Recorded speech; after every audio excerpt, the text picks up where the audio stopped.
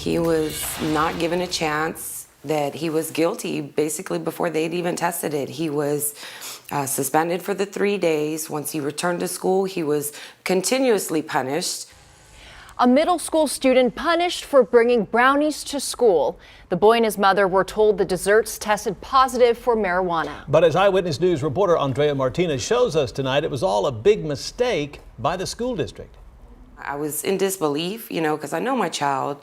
He's not perfect, but at the same time, I know this isn't something he would have done. Stephanie Jo Lynn says she sent her son, Elijah, to Connolly Middle School back in June with leftover store-bought brownies from Pizza Hut in a plastic bag. But after Elijah shared them with friends, school administrators believed the brownies contained an unknown substance. According to a spokesperson for Northside ISD, when a campus officer tested the brownies that day, they came back positive for marijuana. She said they have THC in them. I was like, there's no way. I bought them from Pizza Hut. It concerned me too, because when the school called and said that they came up positive for THC, I'm thinking my other 2 children ate them. Samples of the brownie were then sent to a lab for further testing. I stayed on them about these results. When are they coming? When are we going to get them? Have they come in yet? After 3 months, the results of that second test finally came back negative. But the incident is still on Elijah's school record and left an emotional toll on the then 8th grader. Everybody was talking about it.